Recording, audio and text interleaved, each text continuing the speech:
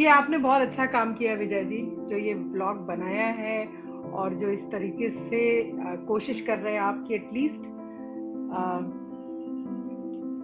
कुछ लोग आगे आए, कुछ लोग बातें करें। फरीद खान साहब कैसे हैं आप? नमस्कार।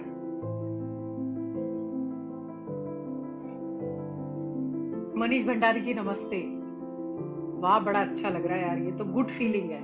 ऐसी गुड फीलिंग सबको एक दूसरे को देते रहना चाहिए।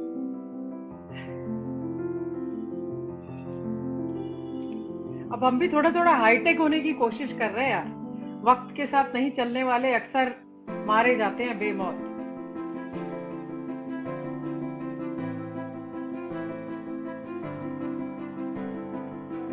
तो मुंबई का लॉकडाउन खुलने के कगार पे है। न्यूज आने लगी है कि भाई अब शूट शुरू होने की संभावना है। तो देखते हैं क्या होता है। हालांकि परिस्थितियां तो बहुत विपरीत हैं, है ना। विजय भाई साहब जो है वो, मैं और विजय भाई साहब का स्ट्रगल टाइम एक ही रहा है। हमारे करियर का भी समय एक ही रहा है। और हम दोनों असिस्टेंट डायरेक्टर हुआ करते थे। और देखिए आज समय कहाँ से कहाँ पहुंच गया। ऐसे लगता है कल की बात है, कुछ तो उखाड़ा ही नहीं लाइफ में और यहाँ तक आ गए। मनीष जी नमस्कार। हमें तो चश्मा लग गया भाई, आगे की हेयरलाइन भी गायब हो रही है अब तो धीरे धीरे।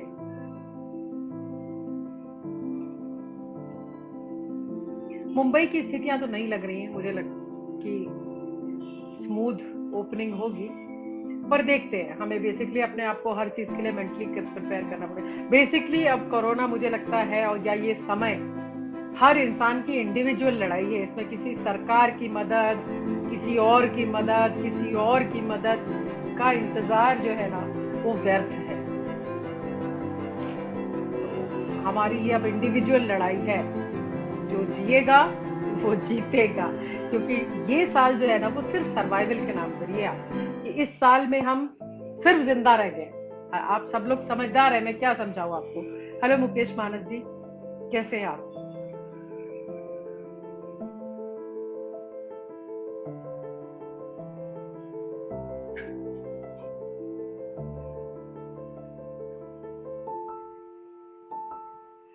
मुझे तो ये भी नहीं पता कि ये लाइव शेयर कैसे करते हैं, बताइए।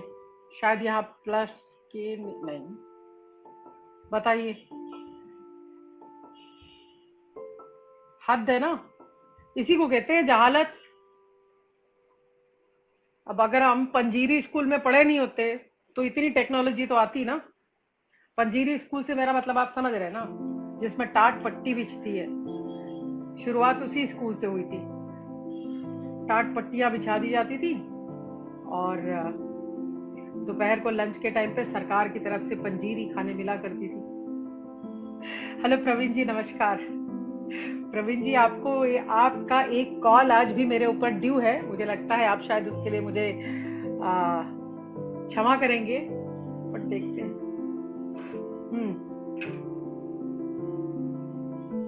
रोहित सिंह राजपूत नमस्ते जी। भूपेश जी नमस्ते जी। यार आप लोग ऐसे नमस्ते कर रहे हो, मेरे को बुड्ढा मत करो भाई। मतलब मैं हूं, ऐसा नहीं कह रही हूं मैं हूं, लेकिन मैं मानती नहीं हूं। ठीक है, जब तक, जिसे कहते हैं, जब तक हृदय नहीं कहेगा कि बेटे तुम बुढ़े हो गए हो, तब तक मानने का नहीं है। तब तक यही समझने का है कि भाई मार्केट में सब ठीक है। धन्यवाद प्रवीण चंद्रा जी। ये टैग भी बस लोगों ने प्यार में दे दिया है, रू वाली लड़की, बताइए। और प्यार का तो बड़ा स्वागत है मेरे पास, इसी के तो जीवन भर खोज रही है। एंड भाग लीजिए आप किसी भी चीज के पीछे, कोई भी कितना भी कमा लीजिए, कुछ भी कर लीजिए, एंड ऑफ द डे जो फाइनल सर्च होती है ना वो सिर्फ प्यार की होती है, शांति की होती है। अक्सर बहुत देर से समझ में आता है। आपको बचपन में ही क्षमा कर दिया था। धन्यवाद भाई। आप क्षमा ना करेंगे तो मेरा जीवन एक्चुअली रुक सा जाएगा। धन्यवाद रोहित सिंह राजपूत जी, धन्यवाद। चलो अच्छा, खुश रहो। Thank you, thank you sir. Thank you so much Vijay ji. अगर आप यहाँ हैं मेरे साथ और आपको मैं पढ़ नहीं पा रही हूँ तो मेरे लायक कोई सेवा है तो आप बताइए, क्योंकि लेक्चर देना हमें आता नहीं, सब्जेक्ट के ऊपर बात कैसे करते हैं हमें पता नहीं। लेकिन हाँ, ये जरूर है कि कुछ चीजें हैं जो मैं अपनी जिंदगी में भी एवरीडे अप्लाई करती हूँ, सीखती हूँ। फिर ऊपर वाला ऐसे ये कांटा वाली स्थिति होती है, फिर ये कांटा करता है, फिर गिरती हूँ, फिर उठती हूँ, फिर पतंग उड़ाती हूँ, फिर ये कांटा होता है। तो ऐसे जीवन चलता जाता है बस, और ऐसे ही चलता रहेगा। इसमें कुछ ज्यादा छोटे लेवल की लड़ाई भी बड़ी होती है और बड़े लेवल की लड़ाई भी बड़ी होती है ना। हम जब छोटे लेवल पे लड़ाई लड़ते हैं तो वो हमको बहुत बड़ी लगती है, और जो बड़े लेवल पे लड़ रहे होते हैं उनको भी वो बहुत बड़ी लगती है। तो हर लड़ाई सिर्फ बड़ी होती है। और इस वक्त 2020 तो मतलब इस साल के कैलेंडर जिनने छापे हैं उन सारों को बुलाओ। इस साल जिन जिन पंडितों ने और एस्ट्रोलॉजर्स ने ये हम लोगों को बताया था, अरे जीवन में मैं कभी किसी एस्ट्रोलॉजर के पास नहीं, पूरा जीवन। हाँ, पहली बार दिसंबर महीने में मेरे एक मित्र ने कहा कि एस्ट्रोलॉजर को सिर्फ एक चीज का कंफर्मेशन चाहिए था कि ये समय से ये समय में ये काम करना चाह रही हूँ, ठीक है। और उसने अनाउंसमेंट किया था कि मार्च 21 के बाद आपका समय ऐसा सेट है। मार्च 21 उसी दिन तो हमारे घंटे बजे हैं भाई। फरीद खान साहब पूछ रहे हैं कॉस्ट्यूम डिजाइनर के तौर पर अपने संघर्ष के बारे में बताइए। संघर्ष खत्म हो तब ना बताऊं। संघर्ष तो कॉस्ट्यूम डिजाइनर तो मैं अभी तक ये नहीं समझ पा रही कि मैं बन गई हूँ या मैं बनने की कोशिश कर रही हूँ, क्योंकि हमारी जो लाइन है ना, ये फेटर्निटी, ये सबसे इनसिक्योर फेटर्निटी है दुनिया में। और ऐसा संघर्ष है ना जो कभी खत्म नहीं होता। तो हम इस लेवल पे होते हैं तो यहाँ की चाहत होती है, यहाँ होते हैं तो यहाँ की चाहत होती है, यहाँ होते हैं तो यहाँ की चाहत होती है। तो ये बिना खत्म होने वाला संघर्ष है। लेकिन हाँ, मेरा कोई प्लान नहीं था कि मैं कॉस्ट्यूम डिजाइनर बनूंगी। ऐसा कोई प्लान है एक्चुअली जीवन में कुछ भी प्लान से हुआ ही नहीं। ये तो बिल्कुल भी प्लान से नहीं हुआ, बहुत ही अब्रप्ट घटना है और विजय जी उसके साक्षी रहे हैं। तो मैं जब बॉम्बे आई थी तो 1200 रुपए लेके आई थी, वो भी माँ ने दिया था। और बैकग्राउंड था मुस्लिम फैमिली का, ट्रेडिशनल बैकग्राउंड, जहां पर बंबई जाना बिना किसी पहचान के अपने आप में बहुत बड़ा अपवाद था। तो माँ ने 1200 रुपए दिए और बड़े संभाल के बोला कि बेटा ये 1200 रुपए है, अगर कुछ बनना तो लौट के आना, वरना बॉम्बे रिटर्न मुस्लिम लड़की फेलियर, सोसाइटी एक्सेप्ट नहीं करेगी। मैं सब्र कर लूंगी। इसलिए मैं, अगर आप देखते होंगे मेरी माँ के लिए जो मैं पोस्ट डालती हूँ तो जो कलप होती है, क्योंकि मेरी रीढ़ की हड्डी मेरी माँ। तो हम यहाँ आए, दूसरे दिन 600 रुपए पिक पॉकेट हो गए बस में। अब 600 रुपए में 3 दिन गुजारा हुआ, उसके बाद पूछे मत, हवा पानी एक, सबसे बड़ी भूख जीवन की और सबसे बड़ा संघर्ष और सबसे बड़ी जरूरत मात्र इतनी है कि पेट भरा हो, आप कुछ भी कर सकते हैं। ये उस दौरान सीखा मैंने। उसके बाद फिर ऐसा होने लगा कि इधर उधर उधर उधर हर जगह काम की तलाश, काम नहीं मिला, छोटे मोटे काम, उस वक्त कोई जानता भी नहीं था, यहाँ इस शहर में कोई था भी नहीं।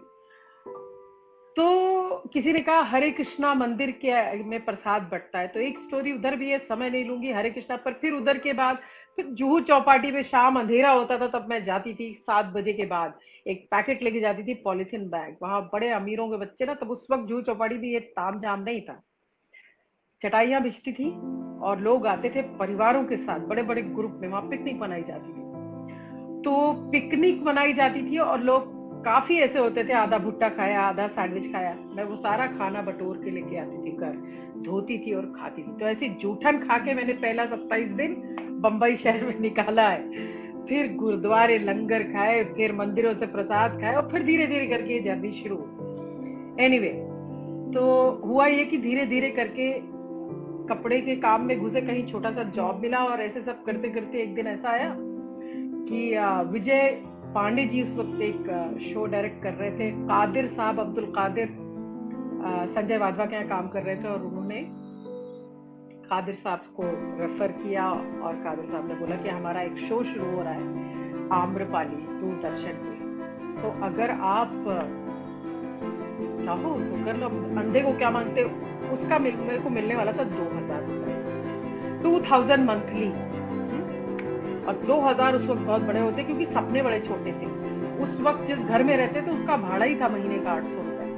तो उन्हें ऐसा लगता था 800 रुपया और दोनों टाइम सेट पे खाना और किसी न किसी की लिफ्ट मिल जाती थी, रेलवे का पास बना लो, तब भी महीने के 600 रुपए बचते थे। तो उस वक्त ऐसा लगता था कि ये 8-8, 600 रुपया बचा कि तो मैं एक दिन बंबई में बंगला बना लूंगी। उस वक्त ऐसा लगता था। उसके बाद आम्रपाली शुरू हुआ, सब कुछ बढ़िया थी। माला डे डिजाइनर थी। अब था बैकग्राउंड पढ़ा लिखा, रेडियो से थे, लिखा पढ़ा, आधी जिंदगी जिसे कहते हैं ना, जब आप इतना कुछ करके, बहुत सारा कुछ करके मुंबई शहर आते हो तो आपको लगता है आपने जो भी किया था वो तो साला तालाब में किया था, अब समुंदर में तो नए सिरे से तैरना सीखना पड़ेगा। और यहाँ आपने क्या उखाड़ा है ये शहर नहीं पूछता, यहाँ क्या उखाड़ा है ये शहर ये पूछता है। तो हुआ ये कि माला डे डिजाइनर थी, लेकिन रूट अपना थिएटर का था, बैकग्राउंड का था, सब मतलब सारा ऐसी चीजों का था। तो वो डिजाइनर वाली एक कैपेसिटी, या कह सकते हैं एक कैरेक्टर में घुसने की कैपेसिटी थी कि हाँ ये कैरेक्टर, तो अब वो सेट पे नहीं हुआ करती थी 90%। तो मैं सारे छोटे कैरेक्टर जितने भी आते थे, छोटे के बाद बड़े कैरेक्टर संभालने लगी। और उस वक्त मैं थी 5th AD, क्लैप देती थी और बहुत अच्छा क्लैप देती थी, बहुत ही सेक्सी तरीके से देती थी। एनीवे तो फिर उसके बाद Hare Krishna Rohit Singh ji, Saurabh Kaushik, I love you too. और उसके बाद फिर वो शुरू हुआ कि एक दिन ऐसा आया कि एक शूट होना था, विजय जी को शायद याद होगा, और वो शूट के लिए 1500 कॉस्ट्यूम चाहिए थी। 3 दिन बाद शूट था और डिजाइनर अवेलेबल नहीं थी। उनके असिस्टेंट्स ने हाथ उठा दिया और हमारे बॉस को बड़ा कॉन्फिडेंस था और बहुत प्यार करते थे। आज मेरे लिए वो फादर फिगर है इस शहर में, विजय पांडे जी। उन्होंने बोला निरुषा तू कर लेगी। मैंने कहा हाँ सर मैं कर लूंगा। अच्छा, वो जो वक्त था ना और वो जो कॉन्फिडेंस होता है ना जिंदगी में, वो अब धीरे धीरे धीरे धीरे वक्त के साथ होता है ना, कहते हैं थोड़ा कम पड़ता है। एक वक्त ऐसा होता है ना, आपके रिस्क लेने की कैपेसिटी बहुत ज्यादा होती है, बहुत ज्यादा। तो उस वक्त रिस्क लेने की कैपेसिटी बहुत थी। मैंने कहा ठीक है, मुझे एक प्रोडक्शन वाला दे दीजिए। और मैं अगले 48 घंटे घर नहीं आई। 1500 कपड़े बना दिए, सेट के ऊपर बड़ी बढ़िया सी तालियां बजी, नाम अनाउंस हुआ कि आज का शूट निरुषा की वजह से। पगार विदिन 5 मिनट्स पगार अनाउंस हुई। मुझे प्रोड्यूसर ने बुलाया, बोला तेरी पगार 4000। वाह, सीधा 2000 से 4000। हमें क्या, छप्पर फाड़ो भगवान धरती पे। बड़े खुशी खुशी रात तक सुपर हीरो बने, पूरी यूनिट पे घूमते रहे। और सुपर हीरो बनने के बाद एकदम ऐसा लगा कि वाह, मतलब ये रास्ते खुलते जा रहे हैं। हम घर गए, दूसरे दिन सुबह सुबह हमारे चीफ एडी थे संतोष देवधर। सुबह सुबह उस वक्त मेरे पास पेजर था, मैसेज आता है डोंट कम टुडे। तो इधर शूट कैंसिल हो गया। अच्छा, कोई कनेक्शन था नहीं, किसी को फोन कर लो, फलाना कर लो। हमने भी सोचा कि भाई चलो यार, एक दिन की छुट्टी मिली, मस्त जाओ 50 रुपए का कुछ बढ़िया सब्जी उब्जी लेके आओ, घर में बनाओ, आराम से ऐश करो। क्योंकि उस वक्त का जो नौकरी हुआ करता था वो अलग ही लेवल के थकाने वाली होती थी। 4 बजे घर छोड़ो, ट्रेन पकड़ो, मीरा रोड, भाईंदर रहते थे हम, भाईंदर से वहां जाओ, फिर वहां से वहां जाओ, फिर रात 2 बजे घर पहुंचो, 2 बजे कपड़े धो, फिर उठो। अलग ही लेवल का संघर्ष था।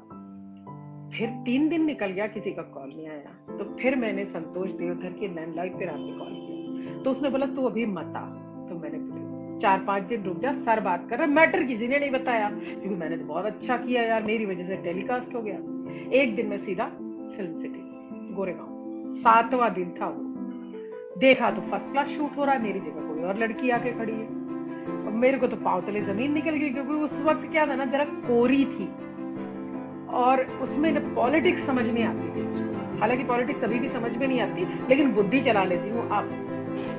और तब बुद्धि में क्रिएटिविटी थी, लॉयलिटी थी, रिस्क फैक्टर था उस वक्त। सीधी सच्ची, ऐसा सीधा नाक की सीध में चलती। तो मैं रोने लगी एकदम। तो विजय पांडे जी कोने में ले गए और समझाया, और उन्होंने बोला कि करना पड़ता है। और मैंने कहा फिर प्रॉब्लम क्या है? तो उन्होंने बोला माला डे जो डिजाइनर थी उनको प्रॉब्लम ये हुई है कि उनको ऐसा लगा, अच्छा अब आज मैं उनका ये एक्ट जो है ना वो जस्टिफाई कर सकती हूँ कि हाँ ठीक है उन्होंने गलत किया था, बट उनको अपनी जॉब बचाने के लिए, क्योंकि आज अगर मैं कहीं पर एज अ डिजाइनर काम करती हूँ इंडिपेंडेंट, और वहां का कोई फिफ्थ एडी बहुत एक्स्ट्रा ऑर्डिनरी टैलेंट लेके आएगा और अगर मैं सेट से नदारद रहूं तो एक टाइम पे मेरे को भी इनसिक्योरिटी आएगी। ये फैक्ट है, इस फैक्ट को नकार नहीं सकती। और वो प्रोड्यूसर की वाइफ की खास सहेली थी, तो उन्होंने कह दिया कि भाई ये काम करेगी तो देख लो आप, इसको हटा दो। और उनकी बात ऑब्वियसली सुनी जाएगी, ना कि फिफ्थ एडी की। जैसे आज अगर मैं अपने प्रोड्यूसर जो कि मेरा दोस्त है मैं बोलूं कि भाई इसको हटा दो या तो मुझे हटा दो, तो बट ऑब्वियसली वो उसको हटा देगा, मेरे को नहीं हटाएगा, है ना, इट्स सिंपल। लेकिन वो जो चोट लगी थी कि मैंने तो यार बहुत अच्छा काम किया, वो जो आग भरी थी ना, फिर तो हम घर गए 5 दिन कमरे में बंद, मस्त बढ़िया।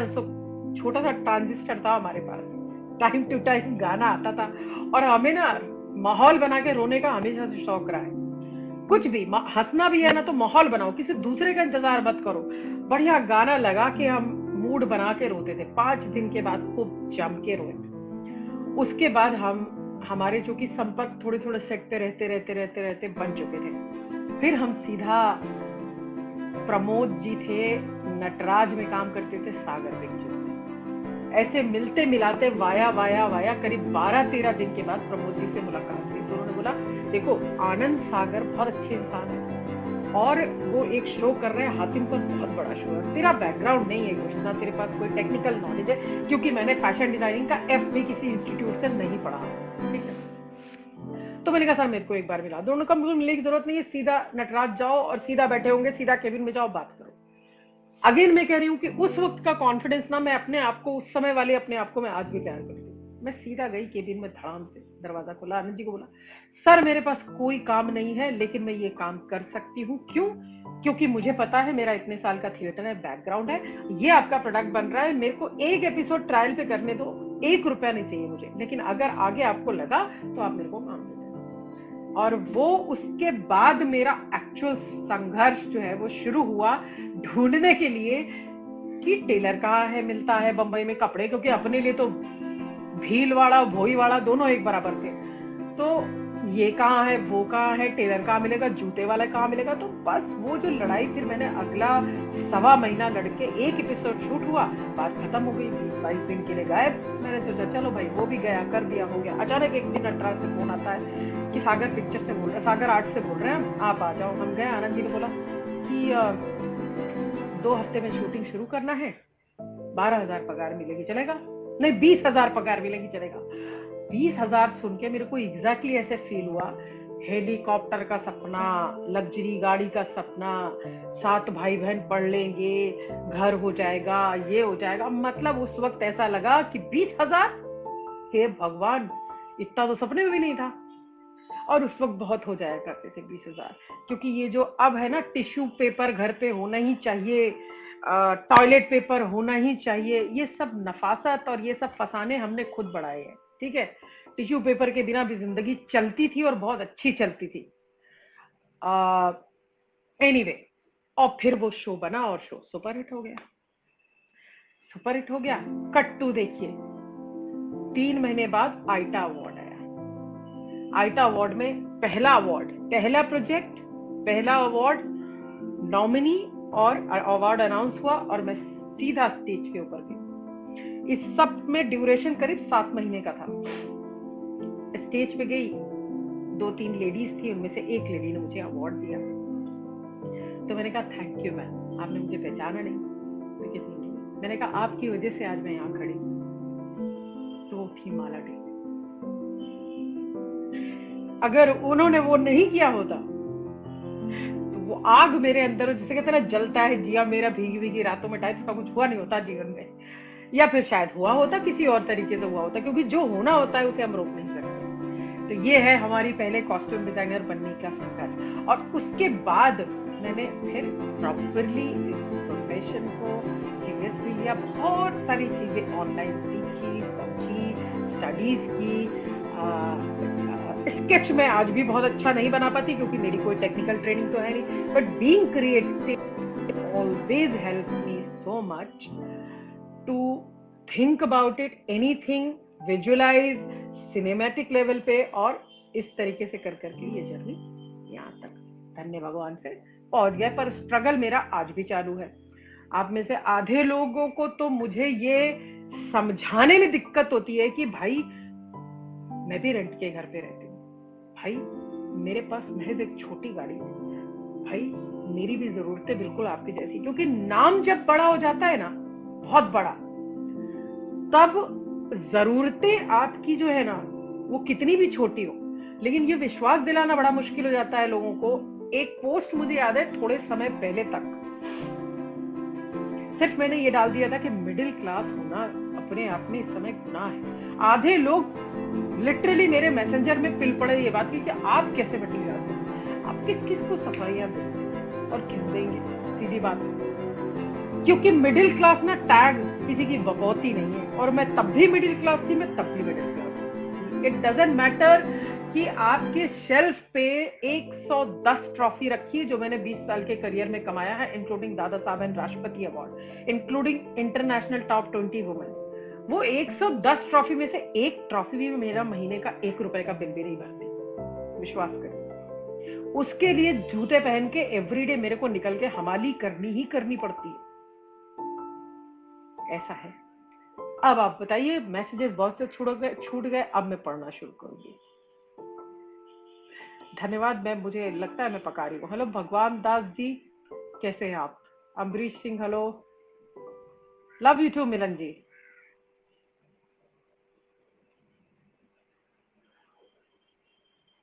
Thank you Sudha Tripathi ji. और रंगमंच की बात जहां तक है, वो तो कहते हैं ना, वो पहला वाला जो प्यार होता है ना आपका, वो हमेशा दुख देता है। हालांकि प्यार पहला हो या 15वां हो, वो भी दुख ही देता है। तो वो थिएटर मेरा वो पहला वाला प्यार था, जब एक लड़की जो इतनी, हमारा जो घर था, जो हमारा कल्चर था, हमारा जो परिवार था, वो बड़े ट्रेडिशनल मुस्लिम खानदान से था। उस खानदान की कोई लड़की अपने एरिया में पहली बार एनसीसी की पैंट पहन के आई थी, तो पूरे एरिया में कोहराम मच गया था, और बहुत ही डंडे पड़े थे। मतलब कोई ऐसा हथियार नहीं था जिससे कि मारा नहीं गया था कि पैंट पहन के कैसे आ गए तुम, है ना। उस लड़की ने थिएटर किया, और थिएटर भी कैसे, क्योंकि थिएटर हमारे परिवार के लिए, हमारी स्पेशली दादी वादी के लिए थिएटर मतलब ऐसा था कि उनको ऐसा, अब उनको ये नहीं बताया जा सकता कि भाई एक बहुत अच्छा सा कमरा होता है जिसमें बहुत सी लाइटें होती है, बड़े सभी लोग आते हैं और थिएटर देखते हैं, तो ये कला है। उनको लिए ऐसा वो भांडगिरी थी। उनको लगता था कि वो जो चौकी निकलती है जिसपे सिग्नल के ऊपर चौकी बना दी जाती है और जहां जाके लड़कियां नाचती हैं, ये बिल्कुल थिएटर वैसा होगा। तो वो थिएटर भी करना, वो भी अपने आप में इलाहाबाद में थिएटर, मतलब रात को रिहर्सल हो गई, लेट लौटो तो कोई भैया घर तक छोड़ नहीं सकते। तो उस वक्त जितने भी भैया थे इलाहाबाद में, भैया सारे ही होते थे, क्योंकि आपको घर से जाने ही तभी दिया जाएगा जब आपको कोई भैया लेने आएगा।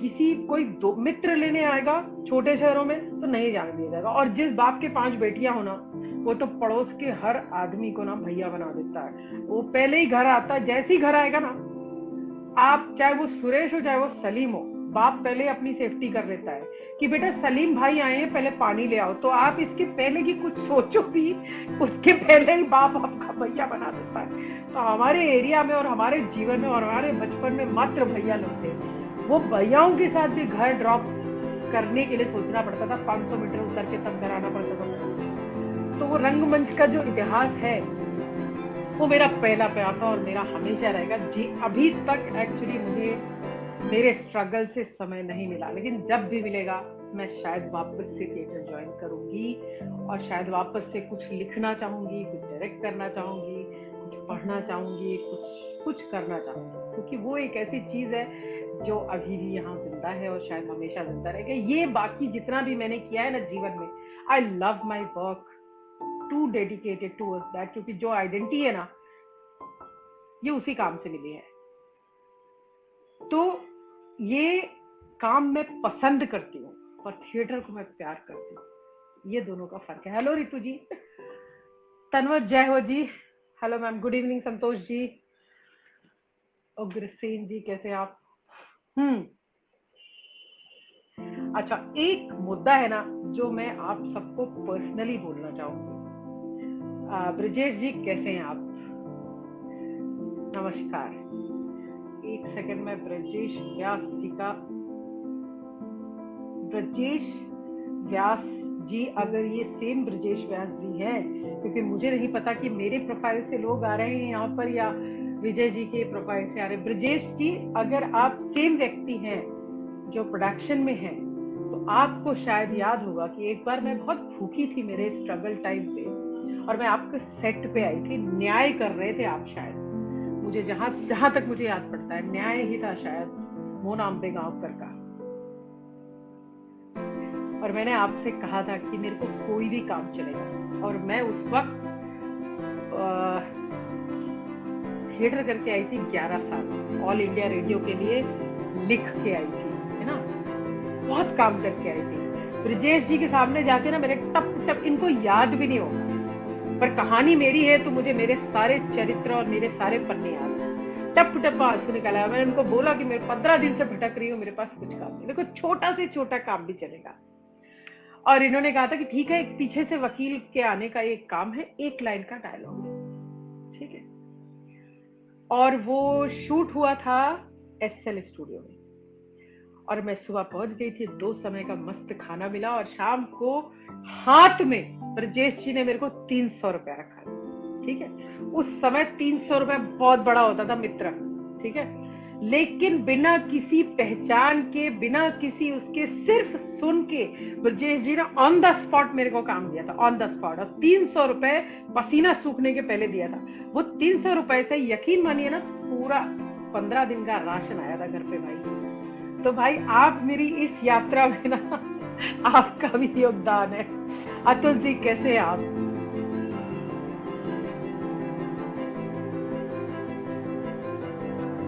अरे धन्यवाद मिलन जी, धन्यवाद। और एक ना, एक छोटी सी, अब जैसे मैंने ब्रजेश जी की बात बताई ना, ऐसे मैं बताती हूँ ना, ये जो छोटी छोटी चीज है ना, छोटी चीजें आपको पता नहीं होगी कभी कभी कि आपकी किसी एक छोटी सी अच्छाई से पता नहीं कहाँ किसी का जीवन बन जाता है। अक्सर जीवन भी नहीं बनता तो कुछ दिन निकल जाते हैं हमेशा। एग्जाम्पल मैं आपको यहाँ पर बहुत क्लियर एग्जाम्पल दूंगी,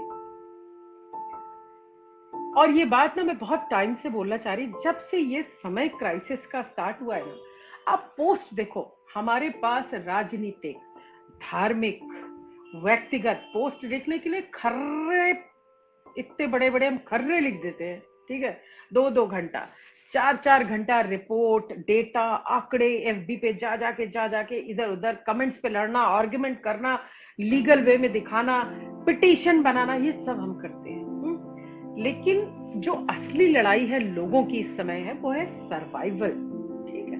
बाकी सब होता रहेगा। बड़े ज्ञानी लोग हैं, इतने बड़े बड़े लोग हैं संसार में, चाहे वो मोदी जी हो, चाहे वो ट्रंप जी हो, सब मिलके लड़ रहे हैं। End of the day corona बउआ जो बाहर है, जब जिसको काटना होगा वो काटेगा। हर इंसान इस वक्त अपने हाथ में है, ठीक है।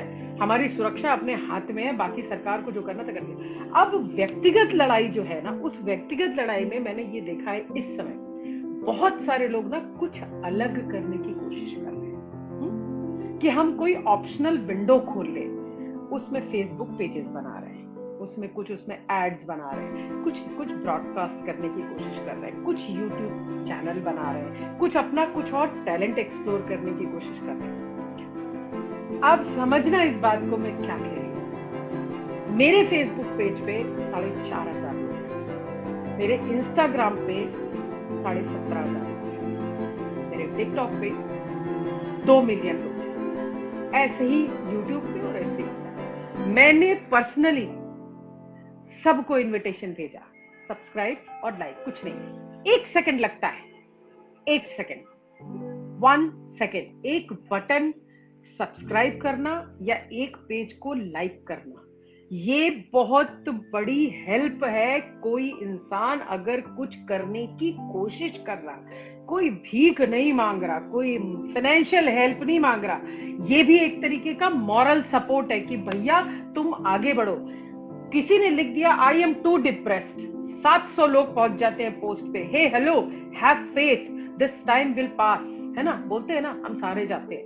वही इंसान अगले दिन हम सबको एक लिंक भेजेगा, हम में से 500 लोग ऐसे होंगे ना, अगर 1000 में से कैलकुलेट करेंगे तो सिर्फ 10 लोग ऐसे होंगे जो शायद उस लिंक पे जाएंगे और जाके सब्सक्राइब कर देंगे या लाइक कर देंगे। तो ये भी जब हम बोलते बहुत हैं, करते नहीं, जो हमारे हाथ में नहीं है। इस वक्त हम सब अपने सर्वाइवल की लड़ाई लड़ रहे हैं टेक्निकली, ठीक है। और ये ना समझे कोई कि लॉकडाउन खुल गया तो हम लाइन पे आ गए, हमारी गाड़ी लाइन पे आने में अभी शायद 1 साल 2 साल लगेगा, या हो सकता है हम में से 500% लोगों की गाड़ी लाइन पे आ ही ना पाए। भाई कपड़े की अगर लाइन में आप, तो मेरे जैसा कोई भी आदमी है जिसका फैब्रिक्स में चाहे रिटेल, होलसेल, डिजाइनर, बुटीक कुछ भी रहा हो ना, मुबारक हो दोस्त, आप पूरी तरीके बर्बाद हो चुके हैं। तो ये जो है ना, लाइक करना एक तो उसूल बना लो, एटलीस्ट हम सब बना ले, है ना। परसों मेरा एक दोस्त है सिद्धार्थ वनकर, आप सभी जानते होंगे उसका, मेरे पास एक परसों क्यों कल रात को एक मैसेज आया व्हाट्सएप पे 9:02 पे कि ये मेरा पद्मश्री ज्वेल्स है, जो मैं ज्वेलरी का काम नया शुरू करने वाला हूँ निरुषा, एक इंस्टाग्राम पे मैं एक प्रमोशनल वीडियो डालना चाहता हूँ, अगर आपके पास समय होगा प्लीज, अगर आप कर सकेंगी तो प्लीज मुझे एक थोड़ा सा 1 मिनट का वीडियो बना के दे दीजिएगा। 9:02 पे आया था, मैं फोन मेरा हाथ में था, करना क्या था, कैमरा खोलना था, 4 अच्छी लाइन बोलनी थी ना, उसमें समय लगने वाला था 30 सेकंड या 60 सेकंड, ना 1 रुपया खर्च होने वाला था। अब फोन तो दिन भर हाथ में रहता है हमारे, ठीक है, दुनिया भर के पंचौरे पढ़ने के लिए तो हमारे पास समय रहता है। मैंने कैमरा खोला, बनाया, भेज दिया।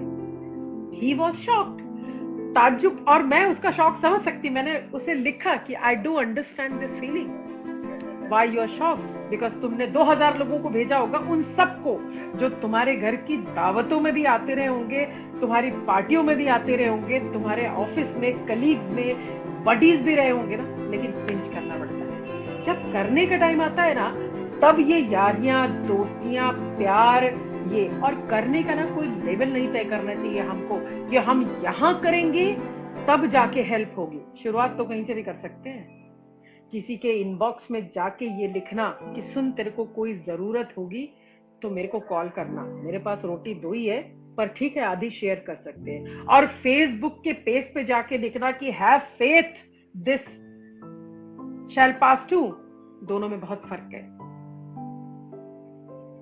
सिंपल, ज्यादा नहीं पकाऊंगी मैं, क्योंकि मैं इन सब चीजों में बहुत ज्यादा विश्वास करती हूँ और मैं बहुत समय से ये चीजें देख रही हूँ। इट्स बीन 2 months, लोग अपनी अपनी लड़ाइयां लड़ रहे हैं और बहुत मजबूत होके लड़ रहे हैं। कहने की बात है, सबके घर में जाके देखो इस वक्त, उनको ही एग्जैक्टली पता होगा।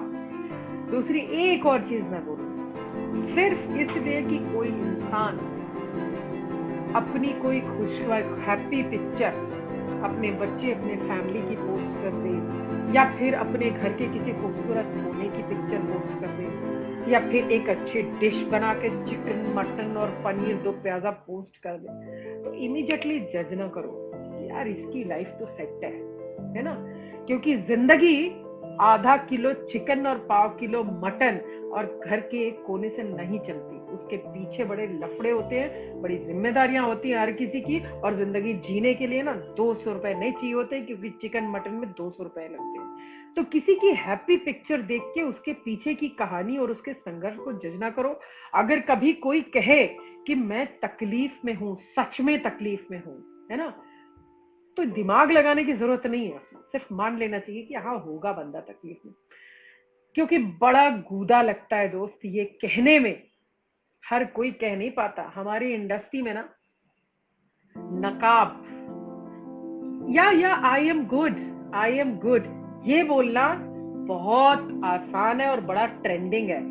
या इट्स ऑल फाइन कह दिया और अपना पर्दा बचा लिया, है ना। इसकी जगह ये कहना कि यार I am fucked and I am struggling to survive is very difficult but it's a subject to proud. क्योंकि गिरते हैं सहसवार ही मैदान जंग में, वो तिफल क्या गिरेंगे जो घुटने के बल चले। तो जो बनाया था करियर वो भी आपने ही बनाया था, बर्बाद हो गया तो ठेंगे से फिर बना लेंगे। क्योंकि जो इंसान एक बार बना सकते हैं वो बार बार बना सकते हैं, और जिनको हाथ में बना के मिलता है उनको नहीं पता होता कि इसको मेंटेन कैसे करना है। ठीक है, धन्यवाद। किसी को कुछ अगर किसी के लायक, हालांकि मैं इन सब में अपने आप को बहुत छोटा समझती हूँ, छोटा इनके सेंस नहीं, उम्र से नहीं, मेरे बाल भी काफी सफेद हो रहे हैं और अभी मैंने इस खर्चे को भी कंट्रोल कर लिया है कि बाल सफेद हो रहे हैं तो होने दो भाई नीरूषा। देखो ना, जीवन जीने की ये जो नई शैली हमको समय ने सिखाई है पिछले 2 महीने में, ये बहुत काम की निकली एक्चुअली। आज मैं उस तरीके से जी रही हूँ जिस तरीके से मैं 20 साल पहले जीती थी जब मैं मुंबई आई थी। बिना प्रेस किए कपड़े पहन लेने में कोई शर्म नहीं आती। घर पे 2 महीना अगर टॉयलेट पेपर नहीं होगा ना तो भी पिछवाड़ा साफ होता है। लेकिन कोई बाहर का अगर उस लेवल का मित्र आ जाता था, कहता था oh you don't have toilet paper, हमको लगता था ओ शिट, बड़ा बनने के लिए टॉयलेट पेपर भी जरूरी होता है। टॉयलेट पेपर का खर्चा बढ़ा दो। खाने के साथ एक अच्छा तौलिया टांगते थे गांव में, धुला बहता हुआ, लोग साबुन से हाथ धोते थे और तौलिए से हाथ पोंछते थे और फिर तौलिया धुलने चला जाता था। लेकिन अब खाने की टेबल पे हमने टिश्यू पेपर के खर्चे बढ़ा दिए। क्यों? क्योंकि पीपल, जो बड़े लोग आएंगे तो हमारा संपर्क बड़े लोगों में बनेगा, तो बड़े लोगों से काम बनेगा, और बड़े लोगों के लिए टिश्यू पेपर जरूरी है। तो घंटा भाई साहब इस लाइन में बड़ा सभ्य सामर्थ्य, जीवन में कुछ काम नहीं आता। काम क्या आता है? अगर आप काम के हैं तो ही आप काम आएंगे। तो एंड चीज जो मैटर करती है ना, अगर आप टैलेंटेड हैं तो फोकस सिर्फ आप अपनी कला पे करें बस। बाकी कितनी कॉफी आपने पिलाई है और कितने गिफ्ट आपने भेजे हैं और दिवाली पे कितनी मिठाई आपने भेजी है, वो महज मन की शांति के लिए मैटर करता है, दोस्त बनाने के लिए मैटर करता है, लेकिन काम पाने के लिए मैटर नहीं करता। हमारे प्रोफेशन में स्पेशली एक बाप अपने नाकारा बच्चे के ऊपर उम्मीद में एक बार चांस ले लेगा, है ना, वासु भगनानी जैसे लोग एक बार चांस ले लेगा और बड़ा गूदा हुआ तो 2 बार ले लेगा। लेकिन अगर किसी के अंदर टैलेंट है ही नहीं, कला है ही नहीं, तो तीसरी बार तो वो अपनी बना बनाया साम्राज्य नहीं लुटाएगा। और इट्स अ फैक्ट, और यही होना चाहिए। अगर ये नहीं होगा तो जो लोग असली टैलेंटेड लोग हैं, जिनको हुनर आता है, फिर उनके लिए रास्ते कभी खुलेंगे ही नहीं। तो हमको बेसिकली यही समझना पड़ेगा कि देखो भाई, अगर हम काम के हैं तो हमें काम मिलेगा, और हम काम के नहीं हैं तो हमें काम नहीं मिलेगा। एंड ऑफ द डे हो सकता है आप बहुत सत्यवादी हो, मेरी जीवन में 90% इसीलिए लगी है क्योंकि मैं साफ सुथरी बात कह देती हूँ। और ऐसा नहीं कि मेरे अंदर कोई खामी नहीं है, मेरे अंदर भी बहुत कमियां हैं, लेकिन यह है कि फिर भी मैं प्रेफर करती हूँ कि भाई जो बात मैं आपसे इधर उधर 4 जगह बोलूं, उसकी जगह मैं आपसे साफ कर लूं। उसका खामियाजा भी मैंने अपने जीवन और अपने करियर दोनों में भुगता है, लेकिन वो चीज को मैं नहीं बदल पाई। और अब उस चीज को मैंने स्वीकार कर लिया कि भाई देखो, जिसको आपसे काम होगा वो आपको आधी रात को फोन करके कहेंगे कि यार मेरा ये काम अटक गया है। एंड टचवुड, ऊपर वाले की दया से मैंने, और ब्लेसिंग कहूंगी कि मैंने इस तरीके से अपनी चीजों को बिल्ड किया है कि दिमाग हमेशा क्राइसिस मैनेजमेंट में इमीडिएटली काम करता है। शायद वो जीवन भर का एक्सपीरियंस रहा है। तो क्राइसिस मैनेजमेंट के लिए ये मैंने बहुत बहुत मेरा माइंड है, और मैं इस चीज का जैसे कहते हैं, इस चीज को अगर अप्रिशिएट करूंगी तो मैं खुद कर सकती हूँ, क्योंकि एक्चुअली कोई भी आपदा आती है तो मेरा दिमाग हमेशा डबल स्पीड से सोचने में लग जाता है। तो सीधी सिंपल सी बात है कि इस समय, इस साल हम सब सिर्फ अपने आप को जिंदा रखेंगे और अपनी नई खिड़की खोल के देखते हैं कि उस खिड़की में कुछ और रह गया है क्या हमारे पास, जो शायद हम कर सके। इस लाइन के अलावा देखो, बैकअप तो जीवन में सबसे जरूरी चीज है, सबसे ज्यादा। उससे जरूरी चीज जीवन में कुछ है ही नहीं, ठीक है। जब हम पहली बार कोई डिश बनाते हैं और हमारी इज्जत दांव पे लगी होती है ना, मेहमान आने वाले होते हैं, तो भी हम उसके ऊपर रिस्क नहीं लेते, हम उसका एक बैकअप भी रेडी करके रखते हैं। देख, ये मुझे आता है, चल मुझे आइसक्रीम बनाना नहीं आता, मैं पहली बार ट्राई कर रही हूँ, इज्जत के फालूदे हो जाएंगे। रसगुल्ला आता है, बना के रख देती हूँ, आइसक्रीम अच्छी बन गई तो दे दी। तो ये समय जो है ना, वो ऑप्शन सोचने का भी टाइम है। जैसे मैंने भी ऑप्शन के तौर पे ब्लॉग, खाना बनाना मुझे पसंद था, पसंद नहीं है बल्कि शायद मैं कहती हूँ, मैं अपने आप को उसमें पाती हूँ, उस कल्चर को एक्सप्लोर करने में पाती हूँ, तो मैं खाना बनाती हूँ। अब मैं खाना तो रोज ही बनाती थी, उसको शूट करने लगी, उसको यूट्यूब पे डालने लगी, लोगों को पसंद आने लगा। अब जब लोगों को पसंद आने लगा तो मुझे उसमें और हैप्पीनेस मिली। फिर एक चीज इसमें ये भी आती है कि हम ये भी सोचते हैं, यार 2 महीने हो गए, 3 महीने हो गए यार, उसके पहले से 3 महीने से पहले ही से लगी पड़ी है, और फिर ये 3 महीने में किसी भी प्रोडक्शन वाले ने एक थैली 1 रुपया नहीं दिया। जीवन कैसे चलेगा, कैसे वीडियो बनाए यार यूट्यूब के हम, क्योंकि उसके लिए कैमरा चाहिए, उसके लिए लाइट चाहिए, उसके लिए ये चाहिए, उसके लिए वो चाहिए, अच्छे बर्तन चाहिए। ये मेरा जिससे मैं आपसे बात कर रही हूँ, ये आईफोन को टूटे हुए ऑलमोस्ट 3 महीने के अप्रोक्सीमेटली हो रहा है। ये इसकी बैटरी 20 से 25 मिनट मैक्सिमम, बहुत अगर खींचतान के, अभी मैंने लास्ट मोमेंट तक चार्ज किया था तो 1 घंटा चलेगी, ठीक है। इसी टूटी स्क्रीन वाले फोन से मैं पूरे वीडियो, आप मेरा एक भी वीडियो देख लो, मैं तारीफ नहीं कर रही हूं, क्योंकि उस काम को मैं पसंद करती हूँ, और जो चीज आप पसंद करते हैं ना, वो चीज आपसे आसानी से हो जाएगी।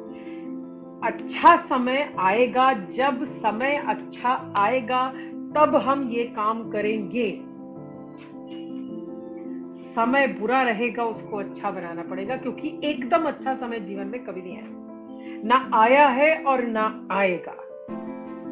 ये मैं किसी को पेपर पे लिख के दे दूं, क्योंकि जिस अच्छे समय की कल्पना हम कर रहे हैं आज, जब उस अच्छे समय पे हम पहुंचेंगे ना, तो हमारे लिए अच्छे समय की परिभाषा और अपग्रेडेड हो जाएगी। तो हम अपने अच्छे समय पे कभी नहीं आएंगे। इट्स एंडलेस, खत्म होने वाली, ना खत्म होने वाली बात। तो 46 मिनट्स मैंने पकाया है आप लोगों को, और कहें तो मैं नमस्कार कर लूं, और किसी को पूछना है कुछ तो पूछ सकते हैं। मेरे पास लेक्चर देने के लिए कुछ नहीं है, पर मैं एग्जैक्टली वही बताती हूँ जो मैंने अपने जीवन में अप्लाई किया है। अभी मैं एक चीज और भी बता रही हूँ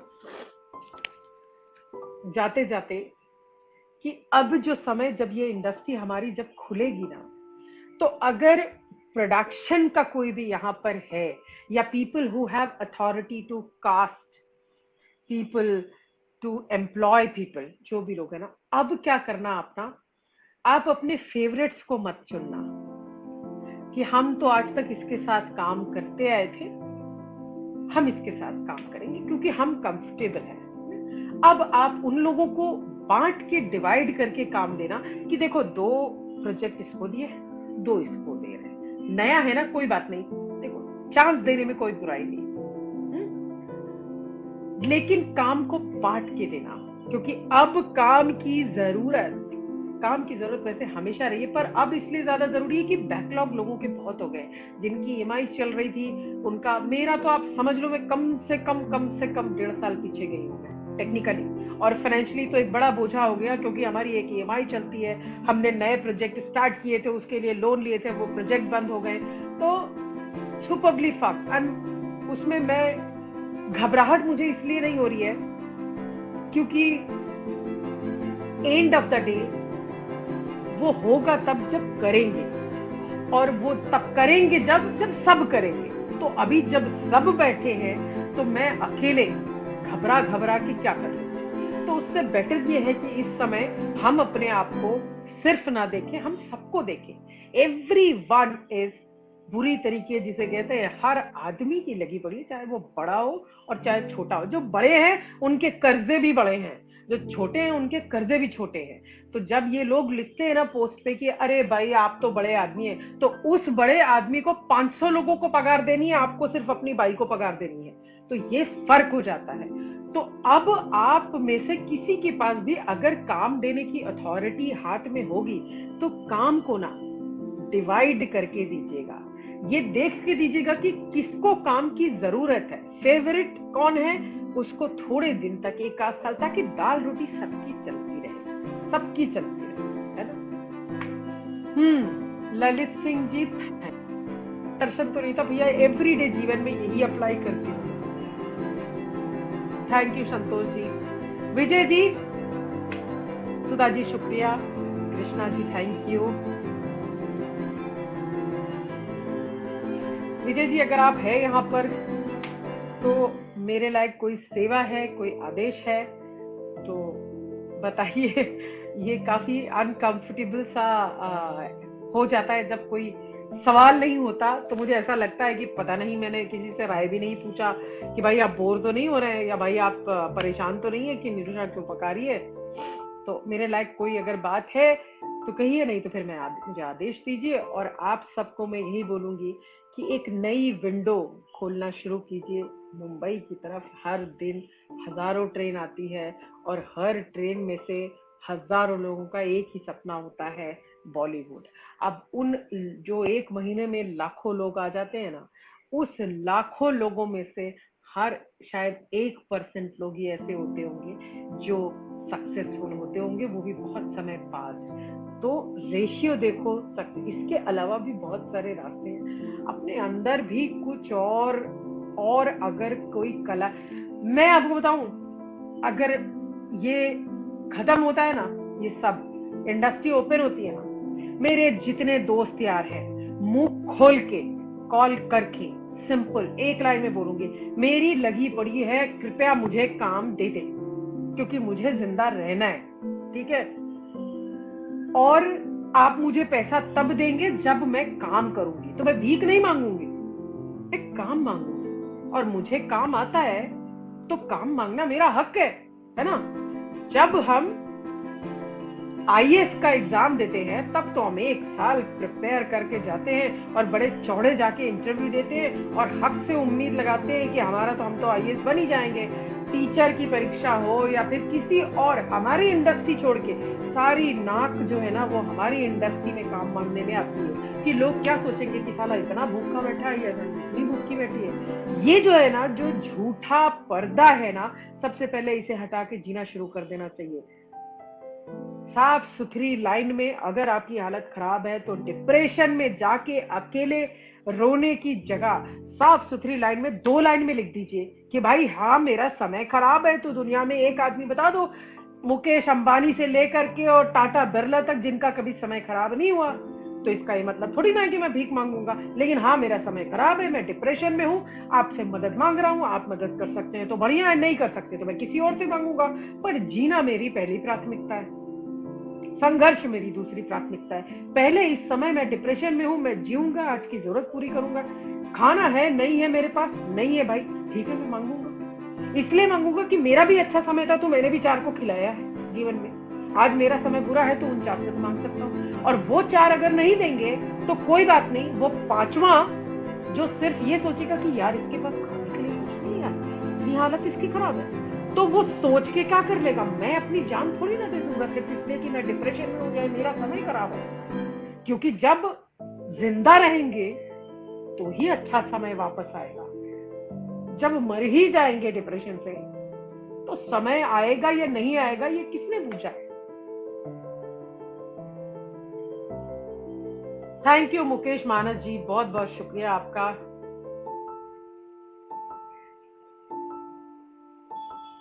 संतोष जी धन्यवाद, प्रवेंद्र जी धन्यवाद। महामारी के इस दौर में अक्टर और फिल्म लाइन से जुड़े, यही तो मैं बता रही हूँ, specially I am more worried about at this time, जो हमारे यहाँ एक सबसे अपर लेवल होता है, फिर उसके बाद एक मिडिल लेवल होता है जिसमें हम लोग आते हैं। अपर लेवल वो होता है जो हमारे यहाँ सब अथॉरिटीज आती है, टॉप मोस्ट, और उसके बाद एक थर्ड लेवल आता है जिसमें basically assistant, associate, worker, lightman, ये वो सब आता है।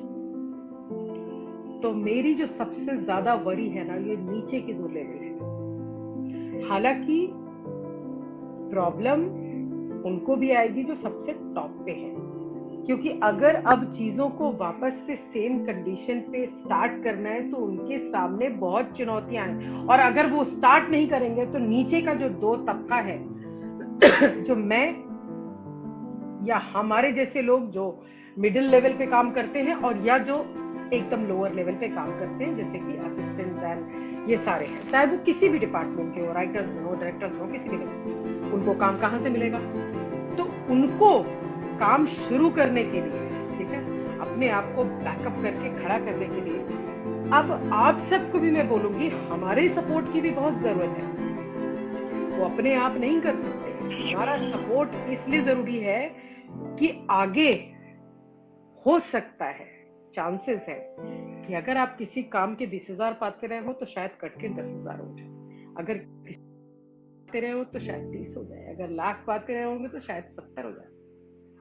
उसमें भी काम करने की कोशिश करना, और सेम चीज अपने नीचे काम करने वालों को भी समझा देना कि ये पाते थे तो ये देते थे, अब ये पा रहे हैं तो यही दे पाएंगे। और थोड़े दिन सिर्फ सर्वाइवल, लग्जरीज को माइनस करके जीवन से सिर्फ सर्वाइवल की बात करते हैं। मेरे पास तो कोई लग्जरी नहीं है, मेरी बड़ी इमेज बनाने की कोशिश मत करो, उस एक इमेज ने मेरे जीवन का सत्यानाश कर दिया। आज मैं किसी प्रोड्यूसर को बोलती हूँ भाई मेरे पास पैसे नहीं है, घर का रेंट भरना है 3 महीने का, तो लोग विश्वास नहीं करते, माँ कसम। और मुझे इससे हालांकि कोई खासा फर्क नहीं पड़ता, ठीक है, विश्वास करो तो ठीक है, नहीं विश्वास करो तो मैं छाती में बैठूंगी, साफ सुथरी बात करूंगी और बोलूंगी भाई मैं काम इसलिए कर रही हूँ, मेरा पैसा खाई। इसके बाद भी आप विश्वास करो, इस 3 महीने के लॉकडाउन में पेनी नहीं मिली, पेनी अपने पैसे मार्केट में चिंदी नहीं मिली, लेकिन फिर भी जीना मेरी पहली प्राथमिकता है। और जितने भी लोग हैं यहाँ पर, मैं आपको भी बोलूंगी, सपने, सफलता, अचीवमेंट्स, अवार्ड्स, नेम, फेम, ये सब अब सेकेंडरी है। इस साल जीना, अपने आप को जिंदा रखना, और अपनी बैटरी गई है इसकी, देखिए बस इतनी ही चलती है, क्योंकि मैं अच्छा वाला जो है वो अफोर्ड नहीं कर सकती, तो मैं ये लगाऊंगी, शायद आपको आवाज नहीं आ रही होगी।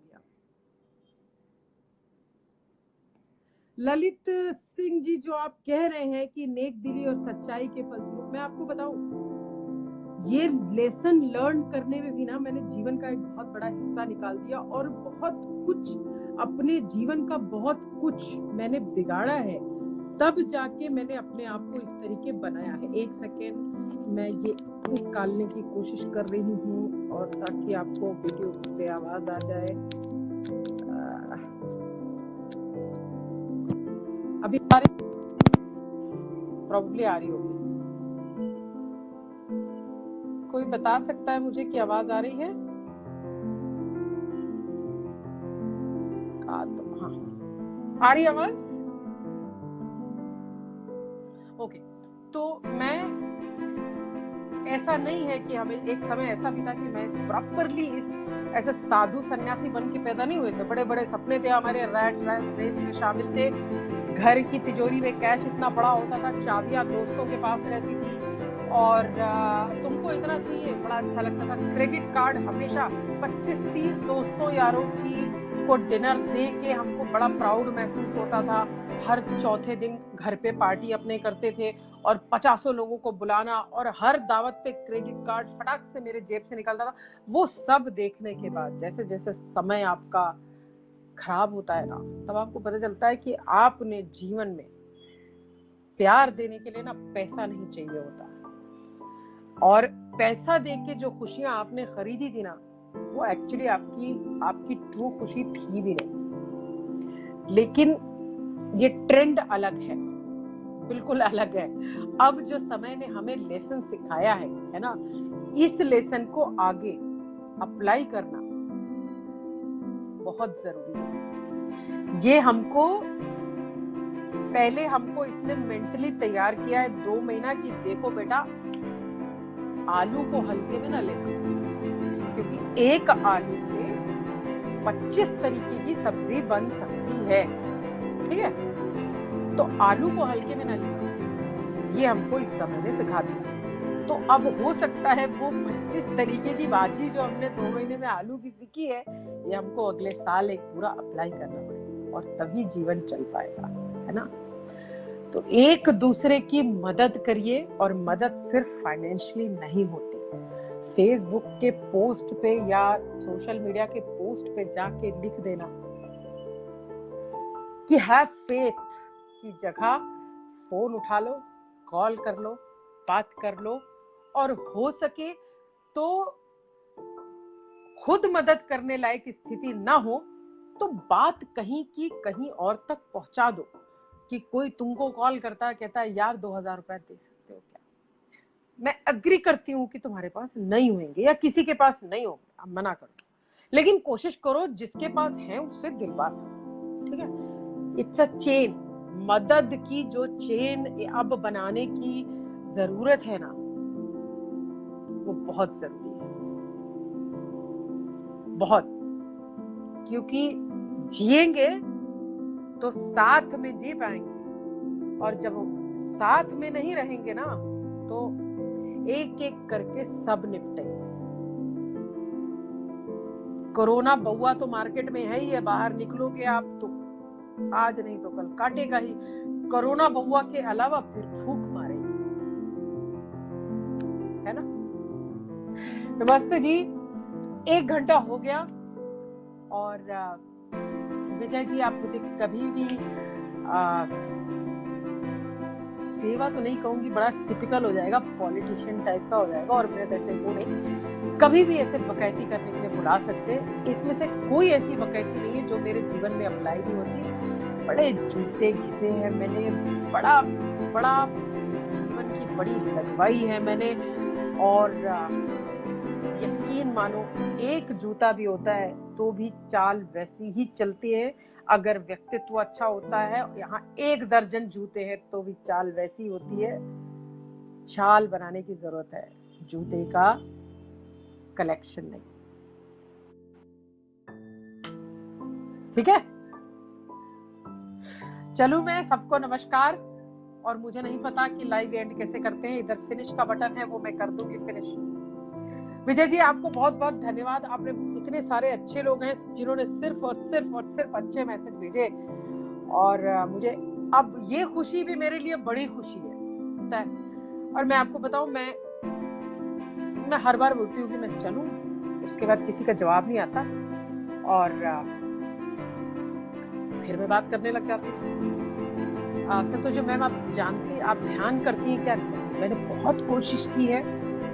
मैं मेडिटेशन में, अब ये बहुत अच्छा सब्जेक्ट है, पता है, मेडिटेशन मेरे से नहीं होता था। हालांकि मैंने पिछले 2.5 सालों में एनर्जी हीलिंग और इन सारी चीजों की बहुत पढ़ाई की है। आफ्टर माय मदर्स डेथ मैंने जीवन को अपने 360 डिग्री चेंज किया है। 360 के कोण में मैंने जीवन चेंज किया है। जिस दिन मैंने अपनी माँ को खोया था, वो भी एक अलग लेवल की कहानी है। उनका खोना और जीवन को एक नई दिशा मिलना, कि आप एक वक्त के बाद ना प्रकृति की किसी चीज से लड़ नहीं सकते, आप कुछ भी कर लीजिए, कुछ भी, तो प्रकृति के आगे सरेंडर कर देना ही सबसे बड़ी चीज है।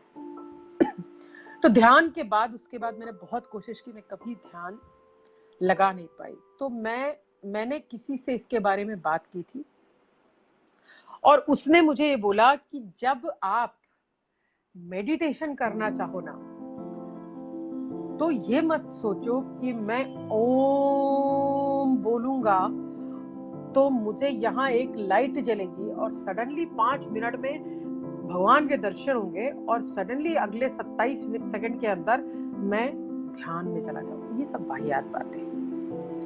मेडिटेशन जो है ना, वो लाइफस्टाइल है, लाइफस्टाइल है। सिर्फ 20 मिनट आधा घंटा एवरीडे बैठ के मेडिटेशन करके अगर हमको शांति मिले तो लाइफस्टाइल करेक्शन जो चीज होती है ना, फिर वो कुछ ना रह जाएगा। तो जीवन में शांति और मस्तिष्क में शांति के लिए पहले जिंदगी में सुधार लाने की जरूरत है। अब रही मेडिटेशन ट्रिक की बात, तो मेडिटेशन इज अ कॉन्सेंट्रेशन। किसी एक चीज पे कॉन्सेंट्रेट करके अपने माइंड को इस लायक बना लेना कि आप उसको आदेश दें तो वो रुक जाएगा आपका, फिर आप जो बोले वही करें। तो मेडिटेशन वो है। तो मेडिटेशन सिर्फ ओम से ना करें, मेडिटेशन आप उससे भी कर सकते हैं जो म्यूजिक आपकी फेवरेट है, बहुत फेवरेट, ठीक है। जैसे किसी को समुद्र के किनारे बैठना बहुत अच्छा लगता है, टकटकी लगा के देखना मुझे बहुत पसंद है। किसी को बारिश में हाईवे की रोड पे ना गूज़बम्स आते हैं, मैं उनमें से एक हूँ।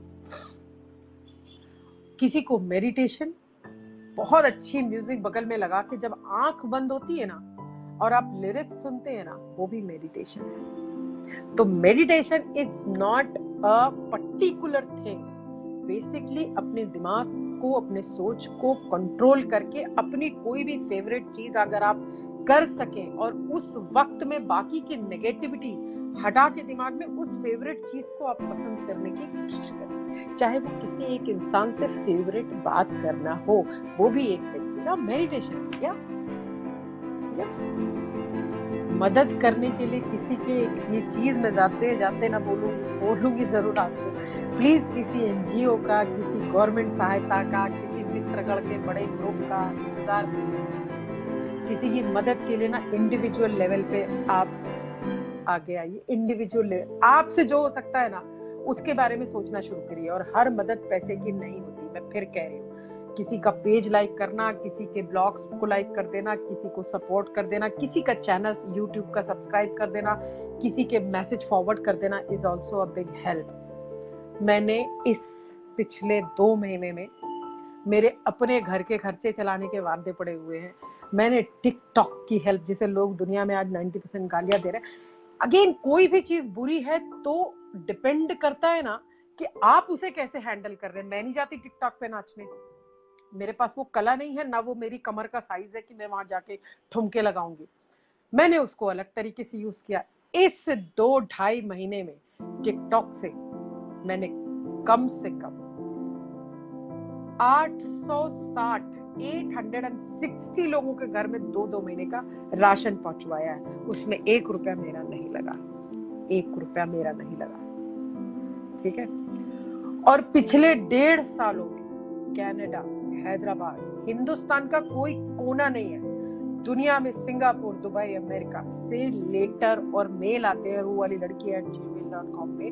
और मुझे जो समय मिलता है उस समय के हिसाब से मैं उनके डिप्रेशन दूर करने की कोशिश करती हूँ। कभी कभी ना सिर्फ एक फोन कॉल और थोड़ा उम्मीद बंधा देना बहुत बड़ी हेल्प है कि आप किसी के पास जाके कहें कि लो भैया मेरे पास 10,000 है, तुम लो अपना जीवन चलाओ। वो हेल्प से ज्यादा ये हेल्प और ये हेल्प, किसी को हग कर लेना एक समय, ताकि वो इंसान जो भरा बैठा है वो रो के हल्का हो जाए, more important at this time. धन्यवाद कहूँगा सबको। संतोष जी, मनीष जी, विजय जी, धन्यवाद मुझे यहाँ लाने के लिए और मेरी बातें सुनने के लिए। और आप सबको बहुत शुक्रिया। मैं भी दुआ करूंगी और आप भी मेरे लिए दुआ करना यार। और जो मैंने कहा है उसका ध्यान रखना कि एक दूसरे, अब के बाद से किसी का पेज, किसी की लाइक, कोई कुछ करने की कोशिश कर रहा है, कोई कुछ छोटा सा दुकान ऑनलाइन चलाने की कोशिश कर रहा है ना, जस्ट शेयर कर दो यार, अपने फेसबुक पेज पे शेयर कर दो। कुछ नहीं जाएगा, ना 1 सेकंड जाएगा, ना घंटा, 1 रुपया जाएगा उसमें। करते रहो ऐसी मदद, एक दूसरे की करते रहो। नमस्कार, अपना ख्याल रखें और देखते हैं, वक्त मिला तो फिर मुलाकात होगी। चलिए शुक्रिया, धन्यवाद। विजय जी आप अपना ख्याल रखें, धन्यवाद।